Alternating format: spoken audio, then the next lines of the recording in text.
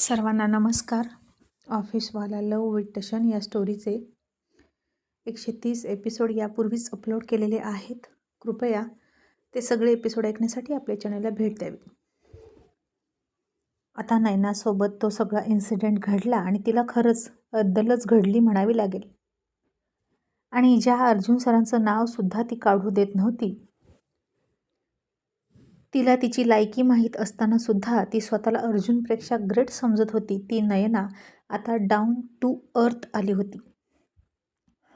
पण तिला आता कळलं होतं, स्त्रीचा सगळ्यात मोठं धन किंवा तिचा दागिना म्हणजे तिची अब्रू, तिची इज्जत, आणि तेच धन फक्त आणि फक्त अर्जुनमुळं वाचलं होतं. नाहीतर आज ती कोणाला तोंड दाखवण्याच्या लायकीची राहिली नसती. आणि हा सगळा विचार करतच ती किचनमध्ये काम करत होती. संग्रामची मम्मी पप्पा घरी नव्हते. जितेंद्र मम्मीला सतत बोलायचा ना, नैनाची हेल्प करते, आमच्या मध्ये करते, म्हणून ती वैतागून निघून गेली होती बहिणीकडे. आणि मग आज नैनानं जितेंद्रसाठी पराठे बनवले. पहिल्यांदाच ती पराठा ट्राय करत होती आणि सतत जांभया द्यायची आणि पराठे लाटायची. शेवटी तिनं पराठा बनवला, तो तुपावर भाजला आणि जितेंद्र आला आणि त्याला डायनिंग टेबलवरच बसवून तिनं खाऊ घातलं. आणि आज पराठा बघून जितेंद्र गालात हसला आणि म्हणाला, wow Naina, I am proud of you. किती सुंदर पराठा बनवला. वास घेऊनच असं वाटतंय की टेस्ट खूप छान आहे. आणि तिला त्याच्या तोंडून ऐकून, तिचं कौतुक ऐकून खूप आनंद झाला. आणि ती म्हणाली, तू खा ना आणि मग सांग टेस्ट कशी आहे. असं म्हणून तिनं स्वतः त्याला एक घास भरवला आणि पुन्हा जांभई दिली. जितेंद्र म्हणाला, काय झालं, रात्री झोप झाली नाही का तुझी? खूप जागवलं का मी तुला? आणि ती थोडी हसली आणि म्हणाली, नाही रे, सकाळी खूप लवकर उठले. जितेंद्र म्हणाला, इतक्या लवकर उठायची काय गरज होती? आणि ती म्हणाली, मला पराठे शिकायचे होते आणि आज तुला पराठे खायला द्यायचे होते, म्हणून ते मोबाईलवर बघत बसले पहाटे उठून. आणि आता सांग ना कसे झालेत. आणि तो म्हणाला, तुझी पहाटेपासूनची मेहनत कामाला आली आणि पराठा एकदम ऑसम झाला आहे. आणि ऐक ना, आणखीन 2-3 देतेस का? टिफिनमध्ये बांधून दे ना. नैना म्हणाली, कोणासाठी? तो म्हणाला, माझ्यासाठी. आणि ती म्हणाली, आत्ता देते. आणि तिने लगेच भरभर आणखीन पराठे केले आणि त्याला टिफिनमध्ये बांधून दिले आणि त्याला बाय केला आणि पुन्हा झोपायला गेली. त्याचा लंच ऑफिसमध्येच असायचा, त्यामुळे लंचची कटकट नव्हती. आणि आता जितेंद्र थेट गेला रोजच्या सारखा हॉस्पिटलमध्ये नैनाच्या भावाकडे.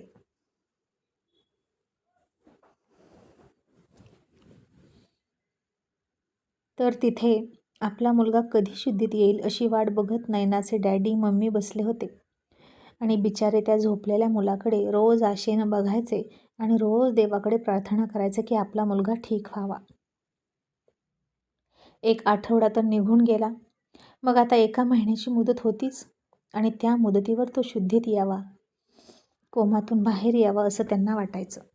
दोघेच एकमेकांना दिलासा द्यायचे, बाकी नव्हतं कोणी. आणि जितेंद्र आला आणि त्या दोघांना म्हणाला, मम्मी डॅडी, तुम्ही दोघं काहीतरी खाऊन घ्या. आणि मिस्टर दळवी म्हणाले, ठीक आहे, मलासुद्धा ऑफिसला जायचं आहे, मी निघतो. आणि जितेंद्र म्हणाला, मम्मी डॅडी हा टिफिन घ्या आणि दोघेही एकत्र खा. नैनाची मम्मी म्हणाली, अरे नको, तुझा टिफिन असेल ना, तुझ्या मम्मीनं दिला असेल.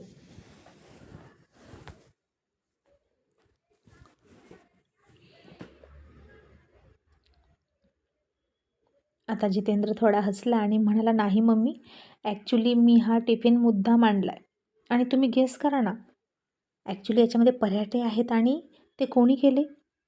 नैनाची मम्मी म्हणाली, तुझ्या मम्मीनं केले असतील ना, बाकी दुसरं कोण करणार त्या घरात? मधू तर तिथे नसते आणि आमच्या नैनाला गॅस पेटवण्याची सुद्धा अक्कल नाही, त्याच्यामुळे तिच्याकडून असल्या काही अपेक्षा करणं खूप लांबची गोष्ट आहे. आणि जितेंद्र म्हणाला, नाही मम्मी, अहो हे पराठे माझ्या मम्मीनं नाही बनवले, हे पराठे तुमच्याच मुलीनं बनवलेले आहेत, म्हणजे नैनाने. आणि मिस्टर दळवी चकित होऊन म्हणाले, काय, हे पराठे नैनाने बनवले? जितेंद्र, अरे काय सांगतोस काय? आम्ही काही वेगळंच नाही ना ऐकलं? जितेंद्र म्हणाला, हो डॅडी, तुमची मुलगी आता टोटली चेंज झाली आहे. आणि खरं सांगायचं तर रात्री ती खूप रडली माझ्याजवळ. आणि तिनं बेबीचा सुद्धा विचार केलाय. आणि आत्ता कुठे मला माझी मॅरिड लाईफ सुरळीत झाल्यासारखी वाटत आहे. नयनाची मम्मी खुश होत म्हणाली, बापरे, इतकं सगळं मिरॅकल कसं झालं, तेही नयनाच्या बाबतीत? आणि मला हे सगळं खरं वाटतच नाही. जितेंद्र म्हणाला, खरं वाटत नसलं तरी हेच खरं आहे.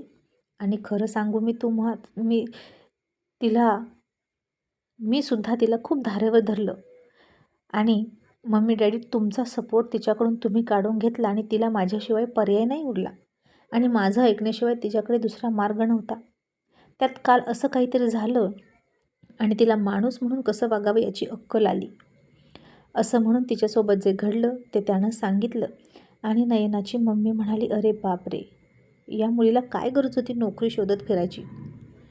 जितेंद्र म्हणाला, तेच ना, ती ऐकत नव्हती. रेंट देणार म्हणजे देणार, नोकरी करणार पण काम नाही करणार असं म्हणाली. आणि त्या नादातच ती चुकीच्या लोकांच्या हातात पडली. आणि तिच्यासोबत ते सगळं घडलं.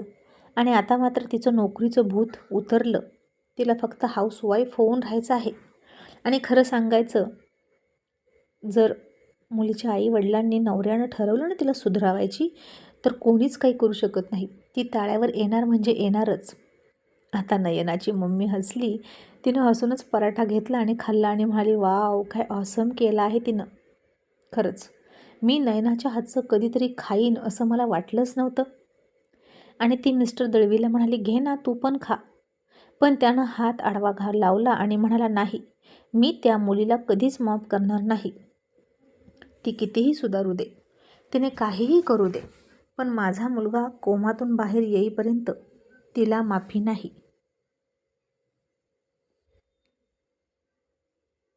आता मी जातो ऑफिसला, पण आधी घरी जातो आणि मग तयार होऊन जातो असं म्हणून तो निघून गेला. आणि आता त्याचं रागावणंसुद्धा साहजिक होतं. जितका जीव त्याचा नयनावर होता तितका जीव त्याचा मुलांवरही होता. मग आता जितेंद्र तर ऑफिसमध्ये गेला. आणि आज खूप खुश होत संग्राम अजून आला नव्हता. स्वित्झर्लंडवरून उद्या येणार होता तो. आणि इंद्रा त्याला म्हणाला, काय झालं जितेंद्र, आज खूप खुश आहेस, गुड न्यूज आहे की काय? आणि जितेंद्र हसून म्हणाला, नो सर, गुड न्यूज नाही, पण गुड न्यूज येणार आहे या कल्पनेनं खुश आहे. आता आम्ही ठरवलं आहे चान्स घ्यायचा. आणि इंद्रा म्हणाला, वाव, कॉंग्रॅच्युलेशन, हा विचार केला त्याबद्दल. मग आता त्याचं काम सुरू झालं. आणि दुपारी लंच ब्रेकमध्ये नयनाचा फोन आला. आणि ती म्हणाली, जितेंद्र, आपण कधी जायचं अर्जुन सरांना भेटायला? त्यांची माफी मागितल्याशिवाय मला चैन नाही पडणार जितेंद्र. आता जितेंद्रनं घड्याळात बघितलं आणि म्हणाला, सो सॉरी बेबी, अगं पण आता ऑफिसला जाणं पण शक्य नाही, कारण ते खूप लांब आहे. आपण नंतर जाऊया का? आणि नयना नाराज झाली. तिला खूप अस्वस्थ वाटत होतं. तिला अर्जुनला ॲट एनी कॉस्ट भेटायचंच होतं आणि त्याची माफी मागायची होती. आणि जितेंद्र मग तिला म्हणाला, ठीक आहे, नाराज नको होऊस, आपण ऑफिस सुटल्यावर जाऊया. पण नाही ना अगं सर, असे नाही ना भेटत. अर्जुन सर आहेत ते, त्याच्या प्रत्येक मिनिटाची खूप किंमत असते. मग आपल्याला कसे भेटतील? नयना पुन्हा निराश झाली. मग तिला इन्स्पेक्टरचा फोन आला आणि ते म्हणाले, मॅडम तुम्ही ठीक आहात ना? मग तुम्ही आम्हाला माहिती देऊ शकता का? आणि नयना म्हणाली, हो इन्स्पेक्टर, आता मी बोलू शकते, आणखीन सगळी माहिती देते तुम्हाला असं म्हणून तिनं इन्स्पेक्टरला सगळं सांगितलं. त्या एजन्सीबद्दल सांगितलं, सुरुवातीपासून काय काय झालं तेही सांगितलं. आणि पोलीस कामाला लागले. आणि काही तासाच्या आतच ती एजन्सी चालवणारे लोक पकडले सुद्धा आणि त्यांच्या मुसक्या आवळून तुरुंगात टाकलं. आणि आता अर्जुन या इन्सिडेंटबद्दल सगळं विसरून गेला. आणि 2 दिवसांनी तो US ला 8 दिवसांसाठी निघूनसुद्धा गेला. नयना मात्र त्याच्यासाठी, त्याला भेटण्यासाठी धडपडतच होती. आणि जितेंद्र इंद्राला म्हणाला, सर एक रिक्वेस्ट होती, बोलू का? इंद्रा म्हणाला, बोल ना, काय झालं? जितेंद्र म्हणाला, नयनाला म्हणजे माझ्या बायकोला अर्जुन सरांना भेटायचं होतं, त्यांची अपॉइंटमेंट कशी मिळेल? आणि इंद्रा म्हणाला, ओ माय गॉड जितेंद्र, यार आत्ता तू सॅलरी वाढवून मागितली असती तरी मिळाली असती, पण हे मागून मागून काय मागितलंस तू? ही खूप मुश्किल गोष्ट आहे रे. आणि तुझ्या माहितीसाठी डॅड इथे नाहीत सुद्धा, ते US मध्ये आहेत. पण कशासाठी भेटायचं आहे तुझ्या वाईफला त्यांना? आणि मग जितेंद्र म्हणाला, काही नाही सर, असंच, आणि गप्प बसला. आणि आता जितेंद्र नयनाला असंच म्हणाला की अर्जुन सर इथे नाहीत, आणि नयना अर्जुन सर परत येण्याची वाट बघत बसली. मग आता संग्राम, मधू स्वित्झर्लंडवरून आले होते आणि संग्राम पुन्हा दुसऱ्या दिवशी लगेच ऑफिस जॉईन करून बसला, आणि मधू मात्र आता सगळ्यांसाठी आणलेलं गिफ्ट देत फिरत होती. मग ती आर्याकडे गेली, पिहूकडे गेली, अस्मिताकडे सुद्धा गेली, तन्वी स्वीटीकडे सुद्धा गेली. सगळ्यांना त्यांची त्यांची गिफ्ट दिली, आणि अर्जुनसाठी सुद्धा तिने एक खास गिफ्ट आणलं होतं. सगळ्यांसाठी गिफ्ट घेऊन आली होती, आणि अर्जुन अतुलसाठी सेम टू सेम वॉलेट आणले होते तिनं, आणि एक छोटासा खोडकरपणा केला होता. अतुलच्या वॉलेटमध्ये नेहाचा फोटो आणि अर्जुनच्या वॉलेटमध्ये तन्वीचा फोटो ठेवला होता, आणि त्या दोघांना तिला एकत्रच ते द्यायचं होतं, म्हणून अतुलचं गिफ्टसुद्धा राखून ठेवलं होतं. आणि तिच्या चेहऱ्यावर हनीमूनवरून आल्यानंतर खूपच ग्लो चढलेला होता. आणि तिला बघून तिची मस्करी करत आर्यन म्हणाला, मॅडी, तू आणि संग्राम सिक्सर मारून आलात का? आता तिला काहीच नाही कळालं, आणि ती म्हणाली, म्हणजे काय ब्रो? आर्यन म्हणाला, अगं म्हणजे आता इतकं मोठं घर आहे, आणि त्या घरात दोघेच कसे राहाल? इतक्या रूम आहेत, मग त्या रूम भरल्या पाहिजेत ना, म्हणून म्हटलं सिक्सर मारून आलात का? काय संग्राम, मी बरोबर बोलतोय ना? तसा संग्रामला अर्थ कळला, आणि तो लाजला, आणि मधूसुद्धा लाजली आणि म्हणाली, शटअप ब्रो. आणि म्हणाली, अर्जुन अंकल आले की मला सांगा, नाहीतर राहू दे, मीच त्यांना फोन करते आणि ते कधी येतील ते विचारते, आणि माझ्या घरी त्यांना बोलावते. असं म्हणून ती निघून गेली. आणि आता इकडे जाधव विलामध्ये संध्याकाळी आर्या तिची नख साफ करत होती. इंद्रा हळूच आला आणि तिच्या पायावर त्यानं हात ठेवला, आणि तो हात वर वर घेऊन निघाला. तसं तिनं त्याच्या हातावर फटका दिला आणि दुसरीकडे तोंड फिरवून बसली. आणि इंद्रा डोका खाजवत म्हणाला, आरू डार्लिंग, बास ना आता रुसणं. संग्रामच्या लग्नापासून रुसली आहे तू, का इतकी चिडचिड करतेस ग? आर्या म्हणाली, आणि तू माझ्याशी कसं वागलास ते तुला आवडलं? इंद्रा, नशीब समज की मी तुझ्याजवळ अजून थांबलेली आहे, नाहीतर कधीच घर सोडून गेली असती, समजलं? इंद्रा हसून म्हणाला, तू अजून इथे थांबलेली आहे कारण तुला तुझ्या माहेरी कोणी थांबू देणार नाही, समजलं? आणि त्याच्याकडे रागात बघितलं तिनं, आणि त्याचे केस पकडत म्हणाली, गप्प बस, असं काही नाही. इंद्रा म्हणाला, बेबी, आता गुस्सा सोड. आपल्या आसपास किती काय काय घडतंय, जग किती पटपट बदलतंय, आणि तू काय ग तेच घेऊन बसली? आणि ती त्याच्याकडे बघून म्हणाली, काय घडलं आपल्या आसपास? आता इंद्रा काहीतरी बोलणार इतक्यात दरवाज्यावर टकटक वाजली, आणि इंद्रा चिडून म्हणाला, कोण आहे?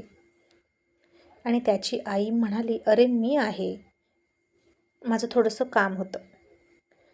आणि इंद्रा वैतागला आणि म्हणाला, आई काय आहे? जे काही असेल ते सकाळ बघू.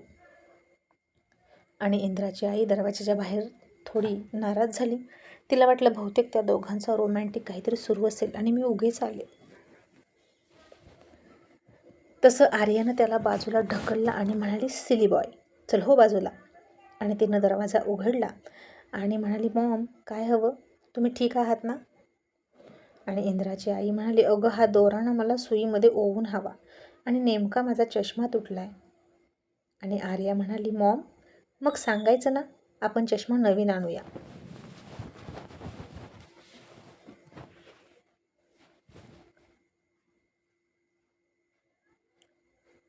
आणि आणा इकडे, मी देते करून, असं म्हणून तिनं सुईमध्ये दोरा ओवून दिला, आणि म्हणाली, मॉम ही छोटी छोटी कामं तुम्ही का करता? नोकरांना सांगायची ना. आणि इंद्राची आई म्हणाली, सगळ्या कामांमध्ये ना, या सगळ्या कामामध्ये आमच्यासारख्या घरी राहणाऱ्या बायकांना खूप आनंद वाटतो. म्हणून करतो आम्ही, तुमच्यासारखं ऑफिस वगैरे नाही ना करत, मग निदान हे तरी केलंच पाहिजे.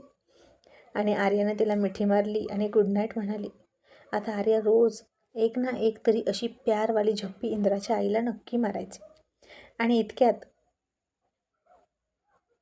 इतक्या मिठी तर तिनं तन्वीला सुद्धा कधी मारल्या नसतील. कारण कसं असतं ना, सेम स्वभावाच्या व्यक्ती एकमेकांसोबत थोड्याशा कमीच दिसतात, कारण त्यांचं कमी पटतं. शेवटी आर्यामध्ये तन्वीचं रक्त होतं आणि तिच्यातला ॲटिट्यूड आर्यामध्ये सुद्धा नक्कीच उतरला होता. त्यामुळे दोघी मायलेकींमध्ये सेम ॲटिट्यूड असल्यामुळे एकमेकांसोबत नव्हतं पटत. पण आता कोणत्याही सुनेचं सासूसोबत पटणार नव्हतं इतकं आर्याचं आणि इंद्राच्या आईचं पटायचं. आणि आर्या तिला खूप छान समजावून घ्यायची. आणि इंद्राची आईसुद्धा तिला गुड नाईट म्हणाली आणि इंद्राला पण गुड नाईट म्हणणार इतक्यात आर्यानं तिचं तोंड दाबलं आणि म्हणाली, त्याच्याशी नाही बोलायचं, तो आता तुम्हाला कसा बोलला, आता त्याच्याकडे मी बघते, गुड नाईट, तुम्ही जा, असं म्हणून तिला पाठवलं. आणि दरवाजा लावून इंद्राकडे हाताची घडी घालून रागात बघितलं तिनं. आणि इंद्रा तिला हात जोडून म्हणाला, सॉरी. आणि ती त्याच्याजवळ गेली आणि म्हणाली, आता माफ करते, पण पुन्हा करणार नाही जर मॉमसोबत असं बोललं असतं. आणि मग तो हसला आणि म्हणाला, माझी मॉम सॉरी माझी आई आणि तुझी मॉम खूप लकी आहे. तुझ्यासारखी इतकी ब्युटिफुल माइंड असलेली डॉटर इन लॉ तिला मिळाली. आणि ज्याने मन, मी तर खूप खूप लकी आहे, मला तुझ्यासारखी खूप प्रेम करणारी बायको मिळाली. बेबी आज प्रेम करू ना माझ्यावर, असं त्यानं क्यूट फेस करत म्हटलं. आणि असं केल्याशिवाय ती ऐकणार नाही हे त्याला माहीत होतं. आणि आता आर्यानं सुद्धा त्याच्याकडे थोडंसं खट्याळ नजरेनं बघितलं आणि हसून म्हणाली, मगाशी काय म्हणत होता सांग ना, आपल्या आसपास काय बदललं.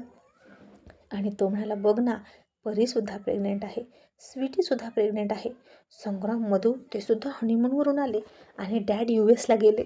आणि आर्या म्हणाली, हे सगळं तू मला का सांगतो, हे मला ऑलरेडी माहीत आहे. आणि इंद्रा म्हणाला, बेबी जितेंद्र आणि नयनानं सुद्धा चान्स घ्यायचं ठरवलं, हे नव्हतं की नाही तुला माहीत, हो ना, आता मीच सांगितलं की नाही. आणि आर्या तिचं नाव ऐकून म्हणाली, तिचं नाव नको घेऊ. आणि इंद्रा म्हणाला, बापरे आरू, अगं इतका राग. आणि आर्या म्हणाली, राग नाही, फक्त ती जर मला दिसली ना, तिचं थोबड फोडू वाटेल मला. माझ्या डॅडसोबत, माझ्या मम्मीसोबत आणि मधूसोबत ती कशी वागली हे नाही विसरले मी. अख्खी दुनिया त्यांच्या पायात मान खाली घालून उभा असते आणि त्या माझ्या डॅडना हिने दारात उभं केलं. आणि इंद्रा म्हणाला, अगं ती जितेंद्रला फोन करते आणि जितेंद्र मला डॅडबद्दल विचारतोय, आय थिंक तिला भेटायचं आहे डॅडना. आणि आर्या तिला मच्छरसारखी किंमत देत म्हणाली, काय, तिला माझ्या डॅडना भेटायचं आहे, इट्स इम्पॉसिबल. डॅड तिला 2 वेळा पर्सनली भेटले, ते सुद्धा त्यांच्या मर्जीनं, नाहीतर तिच्या दारात जायची त्यांना काहीच गरज नाही. 2 वेळा ते स्वतः होऊन मुद्दाम तिथं गेले. आणि आता तिला आयुष्यभर भेटणं शक्य नाही, कधीच नाही. आता इंद्रा म्हणाला, जाऊ दे ना बेबी, तुझा मूड नको खराब करू, पण मी काय म्हणतो, आपण का पाठीमागं राहायचं, आपण पण घेऊया ना बेबीचा चान्स. आणि ती हसली आणि म्हणाली, तसा माझा विचार आहे, पण थांब ना, आधी आर्यन दादाची मुलं येऊ दे आणि मग आपली. असं म्हणून तिनं पेन घेतला आणि त्याच्या हातावर तारीख लिहिली आणि म्हणाली, या डेटपासून तुझं स्वप्न पूर्ण व्हायला सुरुवात होईल, पण सध्या प्रिकॉशन घेणंच गरजेचं आहे. आणि मग आता त्याचाही नाईलाज होता. आता तिचं सगळं प्लॅनिंग ठरलेलंच होतं, तर काय करणार. आणि मग दोघेही प्रिकॉशन घेऊन एकत्र आले. आणि हे मिलन वाया गेलं असं म्हणता नाही येणार, पण बेबीसाठी नसलं तरी दोघांमधलं प्रेम वाढवण्यासाठी महत्त्वाचं नक्कीच होतं. आणि आता इकडे अर्जुनऐवजी आर्यन अतुलसोबत मीटिंगसाठी हॉटेलमध्ये गेला. आणि समोरचे जे क्लायंट होते, CEO, ते जेंट्सच होते, पण त्यांची सेक्रेटरी मात्र अतिशय सुंदर होती, एकदम काश्मीरची कली म्हणावी अशी. आणि तिच्या बॉसने तिला खास ठेवली होती. कशासाठी, तर याच कामासाठी, प्रोजेक्ट मिळवायचं. मग ते कसेही करून मिळवायचे, किंवा जरी प्रोजेक्ट मिळाला तरी आपल्या फायद्याची डील कशी होईल त्या प्रोजेक्टमध्ये, पार्टनरशिप कशी करायची, पर्सेंटेजेस कसे ठरवायचे प्रॉफिटचे, यासाठी समोरच्या क्लायंटला हनी ट्रॅप करून प्रेमात पाडायचा किंवा फिजिकली डील करायची. पण आता आर्यनचं अजिबात तिच्याकडे लक्ष नव्हतं, कारण त्या निकीच्या प्रकरणापासून तो खूप सावध होता. आणि मग आता मीटिंग झाली आणि मीटिंग संपल्यानंतर तिने आर्यनला इशारा केला आणि त्याच्यासमोर एक पॅकेट ठेवलं आणि म्हणाली, सर हे तुमच्यासाठी. आणि आर्यनला वाटलं काय असेल त्यात, म्हणून तो लिफाफा त्यानं उघडला आणि त्याला त्यात कंडोम दिसला आणि रूम नंबर दिसला हॉटेलमधला. आणि हे सगळं बघून त्याचं डोकं फिरलं. आणि आता पिसाळलेला टायगर काय करेल? प्रोजेक्ट कॅन्सल करेल की त्या सेक्रेटरीला धडा शिकवेल? हे पाहणं इंटरेस्टिंग ठरणार आहे. आणि अर्जुन सरांची भेट नयनाला या जन्मात तरी शक्य होईल का? हे पाहणंसुद्धा इंटरेस्टिंग ठरणार आहे.